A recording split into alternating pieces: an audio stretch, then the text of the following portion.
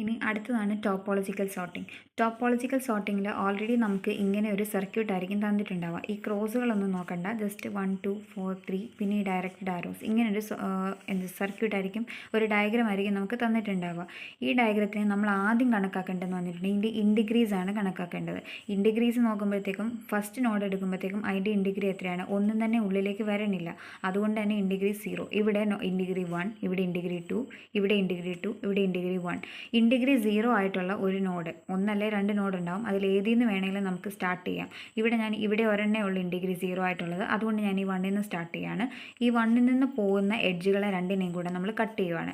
Cut ചെയ്ത് കഴിയുമ്പോഴത്തേക്ക് നമ്മളുടെ ഡയഗ്രാം എങ്ങനെ വരും? ഇത്രയും പാർട്ടുകൾ മാത്രം വരും. ഇത്രയും പാർട്ടുകൾ മാത്രം വരുമ്പോൾ എന്താ അവിടെ ചേഞ്ച് ഉണ്ടാവുക? ഇൻഡിഗ്രിക്ക് ചേഞ്ച് ഉണ്ടാവും. ഇതിൻ്റെ ഇൻഡിഗ്രി എത്രയായി പോകും? 1 ഉണ്ടായിരുന്നത് പോയി, അങ്ങനെയാണെങ്കിൽ 0. ഇവിടെ എന്ന് പറഞ്ഞാൽ 2 ഉണ്ടായിരുന്നു, 2 ആയിരുന്നു അതിൻ്റെ ഇൻഡിഗ്രി, പക്ഷേ ഒരു എഡ്ജ് കുറഞ്ഞു, അങ്ങനെയാണെങ്കിൽ ഇതിൻ്റെ ഇൻഡിഗ്രി എത്രയാവും? 1 ആയിട്ട് മാറും. ഓക്കെ, അപ്പം നമ്മളുടെ ഫിഗർ എങ്ങനെ വരും? ഇങ്ങനെ വരും. ഈ വന്ന ഫിഗറിൽ ഇനി അടുത്തത് ഇതിന് ഇൻഡിഗ്രികളിൽ ഏതാ ഇൻഡിഗ്രി 0 വന്നത്? ഇതിനാണ് ഇൻഡിഗ്രി 0 വന്നത്. ഈ ഇൻഡിഗ്രി 0 വന്നിട്ടുണ്ടെങ്കിൽ ഓക്കെ, നമ്മൾ ഇനി എന്ത് ചെയ്യുക? അതിൽ നിന്ന് പോകുന്ന 2 എഡ്ജുകളെ നമ്മൾ കട്ട് ചെയ്തു. കട്ട് ചെയ്ത് കഴിയുമ്പോഴത്തേക്കും എന്ത് വരുന്നു? ഓക്കെ, ഈ 2 എന്ന് പറയുന്നത് ഇത് പോയി, ബാക്കി ഫിഗർ ഇത്രയും വരുന്നു. ഫിഗർ ഇത്രയും വരുമ്പോഴത്തേക്കും 3ൻ്റെ ഇൻഡിഗ്രി 1 ആവും, 4ൻ്റെത് 0 ആവും, 5ൻ്റെത് 1 തന്നെയായിട്ടും നിൽക്കും. ഇനി അടുത്തതെന്ന് പറഞ്ഞിട്ടുണ്ടെങ്കിൽ അപ്പോൾ ഈ പോയതിനെ മാറ്റിയിട്ട് ഫിഗർ നമ്മൾ ഒന്നുകൂടെ വരയ്ക്കുകയാണെങ്കിൽ എങ്ങനെ വരിക?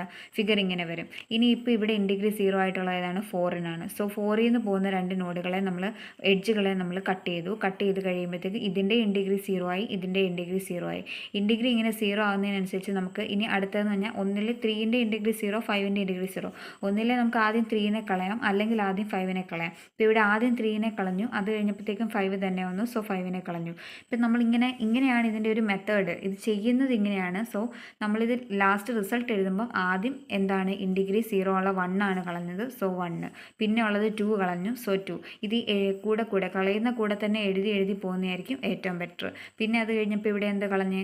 നമ്മൾ 4 ആണ് കളഞ്ഞത്, സോ 4. പിന്നെ അത് കഴിഞ്ഞ് 3 കളഞ്ഞു, ഇവിടെ 3. പിന്നെ അത് കഴിഞ്ഞ് 5 കളഞ്ഞു, 5. ഇനി അല്ലെങ്കിൽ നമുക്ക് എന്ത് ചെയ്യായിരുന്നു? ഇവിടെ വന്നപ്പോഴത്തേക്കും 1 2 4, അത് ആദ്യം 5 കളയായിരുന്നു, പിന്നെ 3 കളയായിരുന്നു.